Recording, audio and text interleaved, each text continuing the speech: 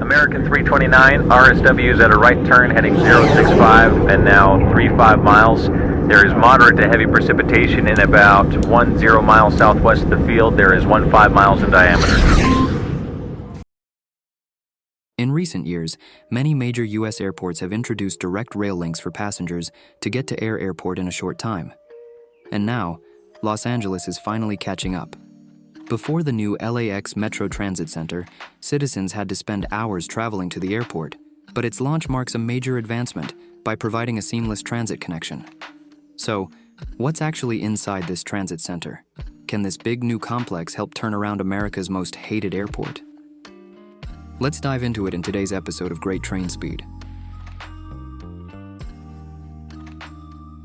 The long-awaited LAX-Metro Transit Center, part of a $900 million investment in Los Angeles transit future, is now officially open to the public. This is a big step forward for public transit in Los Angeles.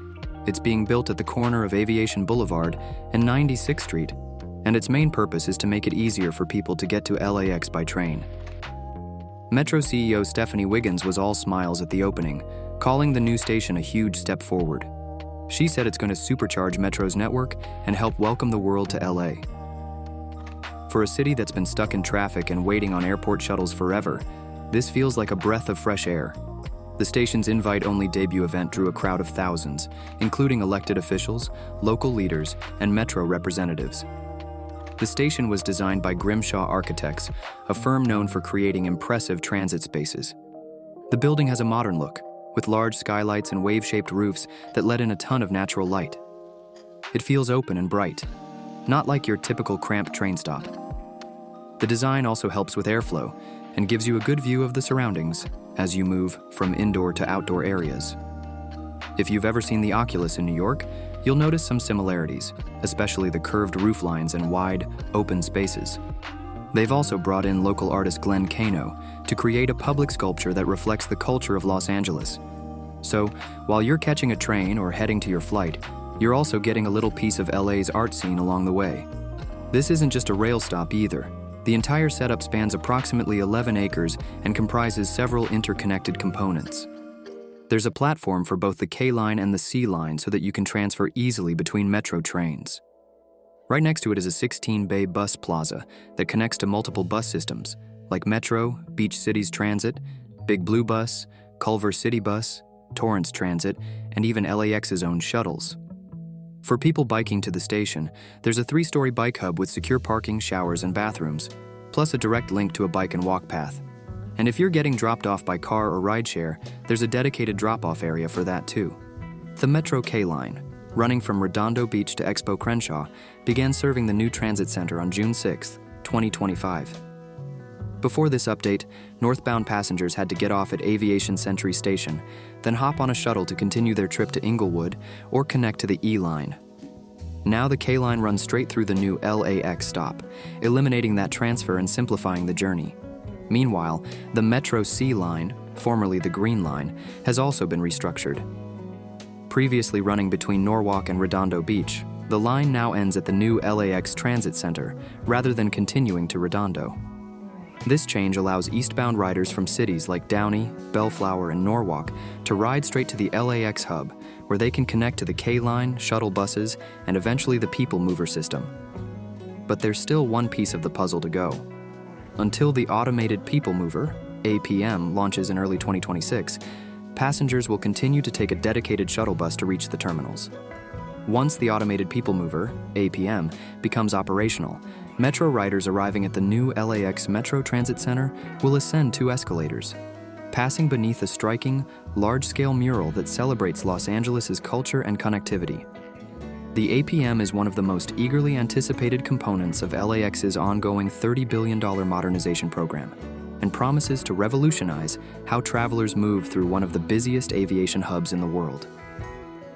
The difference now is that this shuttle leaves from a single, centralized hub where Metrorail, regional buses, and LAX shuttles all meet, making transfers smoother and faster than ever. Once operational, the APM will complete the last mile of the journey. Designed to function like the automated trains at London Heathrow or New York JFK, it will carry passengers from the metro station directly to all LAX terminals in just a few minutes. Until then, shuttle buses will continue to operate every 10 minutes from the LAX Transit Center, as confirmed during the station's opening weekend celebrations, which featured free rides and public access across the metro system. The timing of the APM's launch is also strategic. It is set to begin service ahead of several major global events, including the 2026 FIFA World Cup and 2028 Olympic and Paralympic Games, which will bring tens of thousands of international visitors through LAX. The station's opening looks like a big win, so do you think it will finally solve a bunch of transit issues and make life easier for people across the region? Drop a 1 if you're on board, or a 0 if you're not convinced. For years, Los Angeles has run on cars. Like a lot of big cities in North America, getting around without one isn't just tough, it's almost unthinkable. But all that driving comes at a cost, and we're not just talking about gas money. The traffic and air pollution? Yeah, they're serious problems. Here's the deal.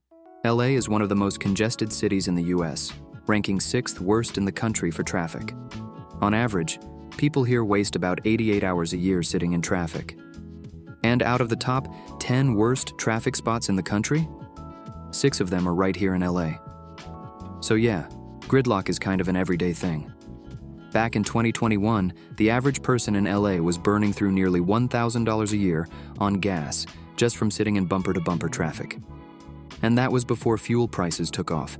It's not just a hit to your wallet, it's also bad news for the planet. Speaking of that, air quality here isn't great either. According to the American Lung Association, around 40% of Americans live in places with unhealthy air, and LA is at the top of that list in all the wrong ways. The city and a bunch of counties in Southern California earned a solid F when it comes to particulate and ozone pollution. That yellowish smog you see hanging over the skyline? It's not just ugly, it can mess with your lungs and heart over time. But here's the upside. Things are starting to change. One of the big improvements is the new automated people mover, APM, being built at LAX. It's electric, driverless, and designed to run every few minutes between the airport's new metro station and all the terminals. Once it's up and running in 2026, travelers won't need to rely on gas-guzzling shuttles or ride-shares to get to their gate. It may not solve every problem overnight, but it's a solid step toward cleaner, smarter travel and fewer cars on the road. So, how are people reacting to this big change? Public reaction to the opening of the LAX-Metro Transit Center has been a mixed bag, with a lot of excitement, some cautious optimism, and a fair share of deep concern. Many Angelenos have celebrated the milestone, calling it a long overdue improvement in the city's transit system. Comments like, "Can't wait to get on that train," and "looking forward to opening day," reflect the enthusiasm of riders eager for a more connected and modern travel experience. Others were just as thrilled about the energy at the launch and the possibilities for new development, mentioning that the station will soon be surrounded by shops, hotels, and restaurants, making it not just a stop, but a destination. Supporters also voiced a hopeful yet realistic outlook, with several calling for more security and cleanliness across the system to ensure the new infrastructure is actually usable long-term. One user commented that the station would only succeed if armed security patrols the station's parking lots and trains, highlighting an awareness of safety issues that have long plagued Metro. On the flip side, some riders didn't hold back their frustration and fear.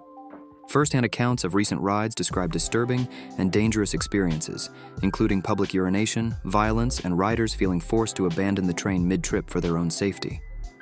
Critics argue that the metro system remains largely unsafe and underused, especially during rush hour, and that the city has failed to address core issues like homelessness, cleanliness, and enforcement. "You can tell me all about your shiny new metro station," one person wrote, "but you will not find me using this place." In the end, the launch of the LAX-Metro Transit Center has sparked a wave of emotions, from excitement and pride to skepticism and concern.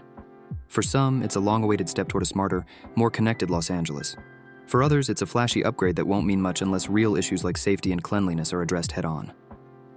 Angelenos care deeply about their city's future, and they're watching closely to see whether this shiny new station delivers more than just good press. That's a wrap for today's video. Thanks for tagging along. Hope you had as much fun watching as we did putting it together. Catch you in the next one. Peace out.